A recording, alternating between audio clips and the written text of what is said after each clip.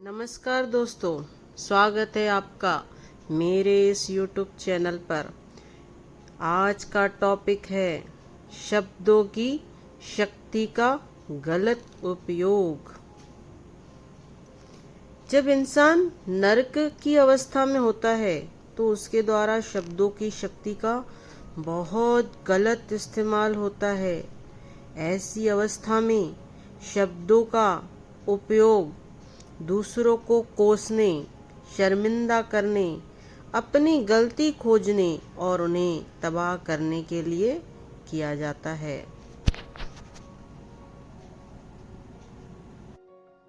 इस प्रकार शब्दों का गलत उपयोग करने से ही हमारे जीवन में नर्क की अवस्था आती है दोस्तों।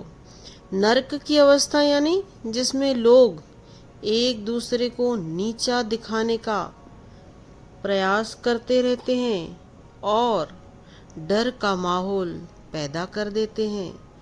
लोग शब्दों का गलत उपयोग करते हैं क्योंकि उन्हें उनकी उस शक्ति का महत्व पता ही नहीं होता है। यही वजह है कि शब्दों का उपयोग लोगों को सम्मोहित करने, वश में करने के लिए होता है। इस प्रकार जो शब्द वरदान थे वे अभिशाप बन जाते हैं। इस बात को आगे मैं आपको एक बहुत ही सुंदर उदाहरण के द्वारा बतलाना चाहती हूँ। एक स्त्री थी जो बहुत ही नेक और समझदार महिला थी। अपने परिवार की जिम्मेदारियों के साथ साथ वह ऑफिस की कई बड़ी जिम्मेदारियां संभालती थी। उसकी एक बेटी थी जिससे उसे बहुत प्यार था। अब एक दिन ऑफिस में हर दिन के मुकाबले थोड़ा काम ज़्यादा था। दिन भर ऑफिस में काम करने के बाद शाम को वह बहुत थक कर घर आती है। ऑफिस का काम ठीक तरह से पूरा नहीं हुआ था, इसीलिए वह बहुत टेंशन में थी। इस वजह से उसके सिर में काफ़ी दर्द हो रहा था। वो शांति से एकांत में आराम करना चाहती थी। अब अपनी माँ की इस अवस्था से वह बेखबर उसकी बेटी अपने ही संसार में खोई हुई थी। दिन भर माँ उसके सामने नहीं थी और शाम को अचानक माँ को घर आते ही देखकर वह खुशी से उछलने और नाचने और गाने लगी। वह बार बार जोर जोर से गाना गाकर अपना प्रेम प्रकट कर रही थी। अब उसकी माँ के सिर में और तेज दर्द होने लगा। हालांकि उसने कुछ देर तो बेटी का गाना सहन किया और फिर उसका गुस्सा काबू के बाहर हो गया। उसने अपनी बेटी को देखकर गुस्से से कहा, चुप करो, कितनी बेसुरी आवाज है तुम्हारी। क्या तुम अपनी बकवास बंद नहीं कर सकती हो?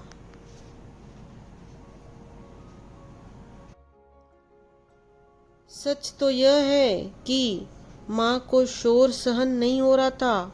उसे अपने बेटी के गाने से नहीं बल्कि शोर से परेशानी हो रही थी दोस्तों। पर बिटिया को लगा कि उसकी माँ ठीक कह रही है और उसने मन ही मन ये धारणा बना ली कि उसकी आवाज़ अच्छी नहीं है। उसने ठान लिया और निश्चय कर लिया कि वो दोबारा कभी गाना नहीं गाएगी, क्योंकि उसे हमेशा ऐसा लगता था कि यदि कोई उसका गाना सुनेगा तो उसे परेशानी ही होगी। यहाँ तक कि स्कूल में भी वो जब जब उसे गाना गाने के लिए कहा गया तब उसने इनकार कर दिया। इसके परिणाम स्वरूप वह शर्मीली होती चली गई।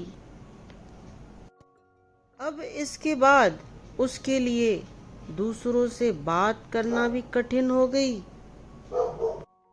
अब वह बात करने में भी हिचकिचाने लगी और उसे हमेशा यह लगने लगा कि लोगों द्वारा उसे स्वीकार किया जाना चाहिए और सभी का प्रेम पाने के लिए उसे हमेशा शांत और चुप रहना होगा, यह उसने अपने मन में धारणा बना ली।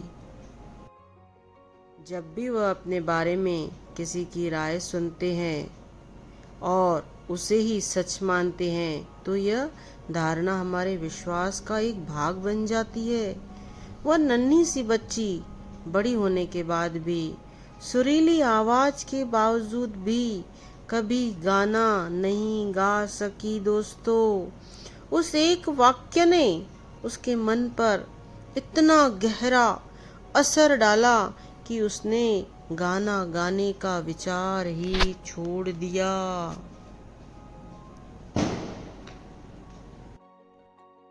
दुख की बात यह है कि उसकी माँ ने अपने शब्दों पर गौर नहीं किया और उसका गलत असर उसकी ही बेटी के जीवन पर हुआ। शब्दों की शक्ति से बेखबर उस स्त्री ने अनजाने में अपनी ही बेटी की गीत गाने वाली इच्छा को भीतर ही भीतर दबा दिया। यदि उसे शब्दों की शक्ति का पता होता तो वह स्त्री ऐसा कभी नहीं करती। हमने भी न जाने कितनी बार जाने अनजाने में अपने बच्चों के साथ ऐसा किया होगा। हम उन्हें बिना सोचे समझे कुछ न कुछ कह देते हैं और वे सालों साल उन्हीं शब्दों का बोझ ढोते रहते हैं दोस्तों।